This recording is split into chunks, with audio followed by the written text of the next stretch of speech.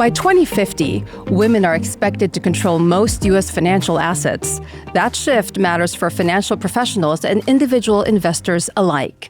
In this episode, we'll discuss the critical pivot that providers, advisors, and plan sponsors need to make to better serve women, and how families can have more productive conversations about wealth transfer across generations. Welcome to Season 2 of Better Vantage by Vanguard, a podcast series hosted by Custom Content from WSJ and Vanguard.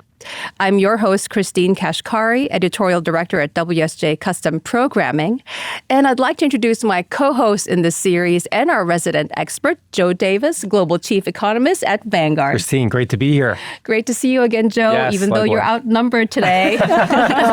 Let's go.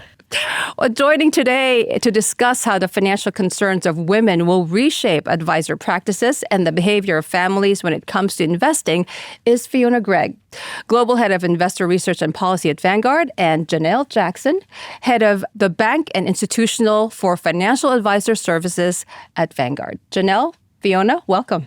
Great to be here. Thanks for having us. Well, you know what? I'm really excited today, Christine. I mean, we're talking about just an historic wealth transfer in this country, over $120 trillion, 5 times U.S. GDP. And so what I'm excited about is, Fiona, some cutting-edge research in terms of the analytics. And Janel, you work with advisors in the top advisor practices around the world. And so I look at this from 2 sides. So if you're in the audience, there's the women investor and the family side.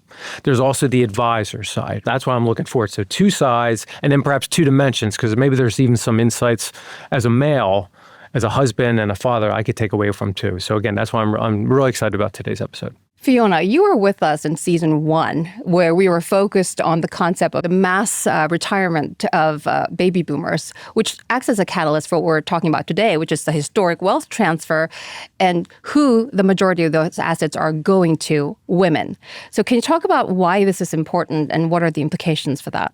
Absolutely. Well, Joe, you hit it. I mean, $120 trillion worth of wealth is that sum of wealth that is going to transfer. It's going to transfer. Why? Because we have this baby boomer generation that is retiring. More people turned 65 last year than ever before.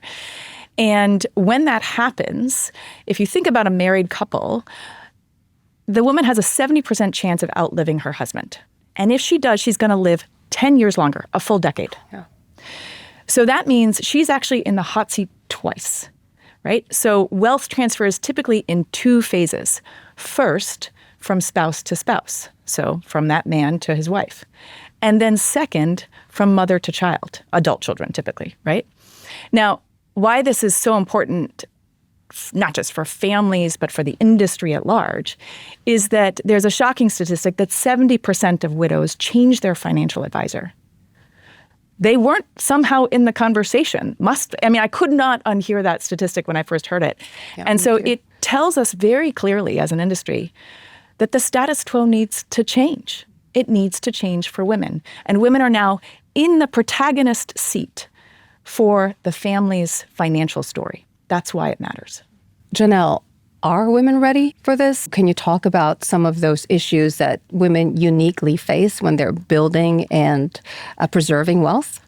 Yeah. As a woman answering the question, I want to say, heck yeah, we're ready. But I do feel like there are a lot of opportunities for women to take on a greater role in managing their portfolios. And if you think back to why we're all here and why we're having this conversation. So women's saving rates tend to be lower than men. Fiona's done a lot of great research on this. And that's due to things like changing careers, relocating due to a spouse's career, the role that they play in maybe taking a step back from their careers due to caregiving needs. And we're seeing a lot of opportunities for advisors to play a bigger role in leaning in and helping women as they're thinking through opportunities to save and invest, given some of these issues that have just prevailed. And markets have changed around women a lot. And we're seeing more women have more opportunities, that gap narrowing. And so this next generation of investors have a lot of opportunity, and advisors should be there to meet them where they are. Fiona, your research shows that most women don't consider themselves investors, despite data suggesting that they are actually excellent retirement investors. How do they think about themselves? We ran a big survey of Vanguard clients, Vanguard customers, And we asked them a very simple question. Do you see yourself as an investor? So about 3 in 10 men don't see themselves as an investor, and more than half of women don't see themselves as an investor. Now, this was a surprise. Why? Because these are all investors. They either have a 401k account or they have a retail brokerage account. They are a client of Vanguard. They have money in the stock market. They are investors. Now, we asked them a next question. Okay, so what financial identity does resonate with you? And the top identity was saver, men and women alike. Everybody sees themselves first and foremost as a saver, which is awesome, right? That's the thing that powers our wealth. And yet, I want to, on the one hand, on the other hand of this story is that actually women make phenomenal investors. Yes, Janel's right. Of course, there's a gender wage gap there, stops and starts in people's career. But when you control for income, when you control for those gender gaps in income, we actually see that women are more likely to participate in the 401k plan and their retirement savings. They save a higher share of their income, and they are more disciplined investors. They are less likely to trade. They are more likely to save in that target date fund and stay the course. So, with Vanguard, our principles of investing, they are the ideal disciplined saver and investor. So there's a lot of strength to build upon in terms of women being ready for the moment, right? We have to save before we can invest. So they see themselves as savers. And the other thing we asked them was, when did you first learn about investing? Where did you first learn about investing?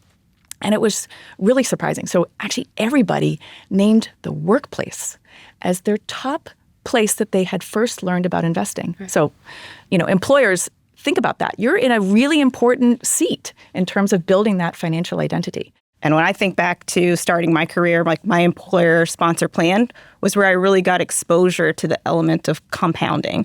It's like, all right, I remember stocks being so inexpensive at one point during the global financial crisis. It's like I could go get lunch or I could invest in the markets. And so at that opportunity, it helped me see and understand the power of compound growth. So now all of my decisions are, am I saving? Am I spending? Am I investing? Now we see that women have about 80 cents on the dollar for every dollar that men have in their individual retirement account. When we look at boomers, then women have about 60 cents for every dollar that men have in their IRA account. So why is this? Well, it's a lot of what Janel spoke about, gender wage gap, stops and starts in people's careers. But it also goes to show that, maybe there's an opportunity to help people save more consistently. And we see, a lot of opportunity. Every single time somebody switches jobs, we see savings slowdowns. We see people move money out of the 401k plan and into an IRA, and it lands in cash and it stays sitting in cash. We looked at, when did people open that IRA? And we saw that women got a later start to the tune of 2 years. They were 32 typically when they started that account versus 30 for men. We looked at how consistently do they contribute over years. And women missed a couple more years than men in terms of contributing to that IRA over time. So all of these things add up bit by bit by bit into these gaps that are much wider over time, but they start, on even footing. So there is a lot of opportunity, in terms of how advisors can help people and how family members can lean in and say, hey, just because you're taking a break in your career, if the family can sustain it, doesn't mean you have to take a break in saving for retirement. What can women do, earlier than when they start their career, in terms of how can their families support them? Yeah, some of the research we're uncovering in terms of just how influential early conversations and experiences are. So we asked people, what were your early financial conversations about? And people who said that it was about things like compounding or investing, they were decades later much more likely to say that they identified as an investor, that they felt financially confident. So to people who had early investing experiences. Yeah. So, Grandpa gave me a $200, opened an account and put it in Vanguard total stock, whatever, that would have been incredibly influential for that child to have received an investment early on and watch it compound over time. So I actually opened an account for my daughter And we invested $200 early in the year. And of course, immediately went down. But now it's about, it's $230. And she's like, over the course of just 12 months, Mom, nice work. And I'm like, it wasn't me, it was the market. Janel, you interact a lot with advisors, right? You must see those that are excelling. And if they're excelling, what exactly are they doing so that I can be on the lookout for that and then others can learn from that? Anything come to mind? I mean, what we're seeing advisors do differently today is really think about humanity as a differentiator. So I think in the past, we talked a lot about asset allocation and portfolio construction. Alpha, beta, all the good stuff. All of those great terms. But what we're seeing now is the advisors who are leaning more into the family and more into planning are the ones who are driving the most success in 2026. A couple of weeks ago, I was having this conversation with my parents as we were talking through their estate plan, and they referenced their financial advisor a few times, who I don't know, and I have my own financial advisor. Yeah. So we've got to bring the family together. Otherwise, advisors are going to lose business. I think you've talked a little bit about some stats around that. Well, yeah, I mean, the 70% stat that widows change their advisor, but I'm sure daughters and sons do, may also pan out that way. I was sharing some of this financial identity research with a financial advisor, and he said, Fiona, for so long, I have thought of myself as sort of a mechanic, right? I'm a mechanic of a car. I'm delivering alpha. I'm making the engine go smoother and faster. Portfolio. The portfolio, exactly, on the Balance. portfolio. Yep. And perhaps rather, I should be thinking myself as a travel agent, as, where do you want to go? Who's in the car? Where do you want to stop along the way? That this is about a financial journey, not, what's under the hood. And in some ways, that's the stuff that should be left to the advisor and to the asset managers, right? But may not be the most important conversation and may not be the way to build that emotional, that trust-based relationship that you're talking about. And the whole family, the kids don't want to know about what's happening with the engine. They want to know where we're going and are we there yet? Yeah. Are we there yet? Exactly. Any lessons from the research, Fiona, or in your engagements, Janel, that say hey, there's what I personally could be doing better? Obviously, just bringing the women in your life into this conversation, right? Make sure they know where all the keys are to all of these accounts. Make sure, just basic hygiene, right? And I say that, Joe, not because I'm sure this is table stakes in your family, given what you do, but I also say it just because, as we age, we experience cognitive impairment. Our minds start to go. And, one of the first places we see that show up in people's lives is in their financial life. We're seeing it in the data in 3 ways. So people with a little bit of cognitive impairment, they can miss debt payments. They are more likely to miss required minimum distributions. They are more susceptible to financial fraud, to scams. And so, obviously, we're all thinking about wealth transfer and passing that wealth with wisdom, but we also want to protect the family wealth. And so that would be kind of table stakes, is sort of make sure that long before that moment comes, that people know how to navigate. Yeah, just thinking about, women feeling like they're not in this alone. And that's the call to action for advisors. So how are advisors prepared to meet women where they are? And again, the most successful advisors are taking on the family. They're not just talking to the patriarch who may be the head of the household. They're talking to the whole family. And maybe they're bringing more women into their practice as advisors. Maybe they're working with more women as partners, be it CPAs or accounting firms that they're working with, estate planning lawyers. So how do you make women feel more welcome and more supported, and then continue through the same process that you would with a man and talk through their portfolio and talk through their plan, but make them feel like they're part of your practice? I love the point that you made about, the role of an advisor and where women are as being primary decision makers for the household. And we're going to see that more and more.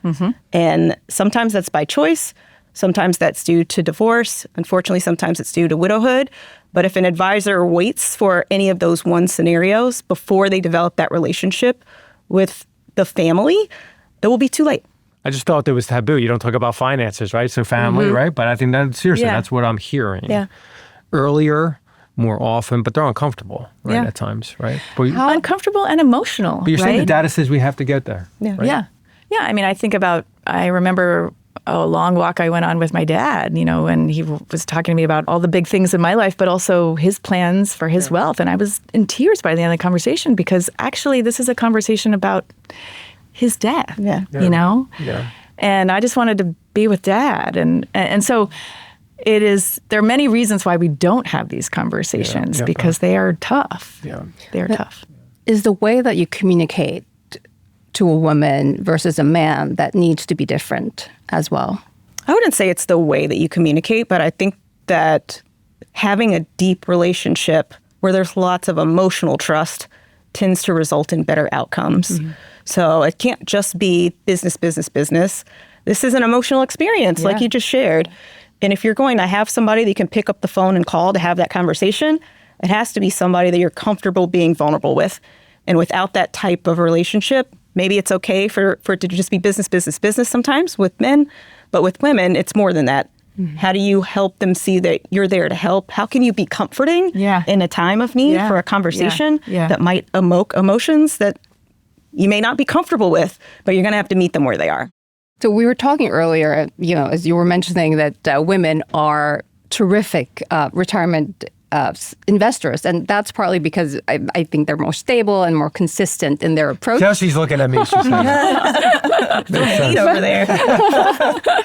But on the other hand, what kind of coaching do you think women need to, some people might say it's too risk averse, and to have the power of compounding, you have to overcome some of that. I think this is where the role of a model portfolio or, an advisor being focused a little bit more on the asset allocation side of things comes into play. And it's helping them see the long-term benefit. I think we're getting a little bit away from the risk aversion being like a woman's thing. Mm-hmm. I think it's just less of this like response to volatility and more seeing strategically the benefits of being invested over longer periods of time. But I do think there are still, probably in this market for sure, opportunities to put more cash to work. Yes. That's a really good point, Janel. I mean, one thing we see across men and women both, but women in particular, is cash drag. So especially in individual retirement accounts, which is a long-term investing account, right? A lot of times people put money in or roll money into that account and they don't realize that they have to take a second step and invest it. And they can choose something, a model portfolio like a target date fund or something, pretty basic, but does the trick. So once they do that, they're on great footing and they make for great traders. Because why? Because they actually stay the course. When we look at our most volatile trading days, women more than men stay the course, right? So they're very disciplined. Boom. Like that. Yeah, but cash drag is a problem. And, realizing that you've got to make that, opening the account or funding the account does not mean that you're invested. And so to all you listeners out there, I would say, go check out your IRA and see if you have cash in your IRA, because I did. So again, takeaways, 1, maybe 2 max. So whether it's for the advisor, the end investor, big takeaway. Build your own financial confidence, right? Insert yourself into the conversation. If you don't know the basics, there are no dumb questions, right? Do you know how much your family's paying in rent? Do you know the name, who's on the beneficiary of this account? Do you know how to get access to that account? Know all the details, whatever it takes to build your own financial confidence. That's your right. Janel. I'd say for me is, talking to women is knowing that you don't have to go with this alone. But for advisors, you have to be able to meet women where they are. So bringing in humanity as a differentiator, establish that emotional trust, and move beyond just asset allocation, portfolio construction, to behavioral coaching, wealth management, tax planning, and estate planning. Christine. I mean, for me, this has been really enlightening. I think my main takeaway is have those conversations, uncomfortable as they may be, have them early. That's my takeaway. Thank you so much, Fiona and Janel, for being with us today. Yeah. And please join us again for our next episode of Better Vantage by Vanguard. If you enjoyed this episode and found it helpful, subscribe and share.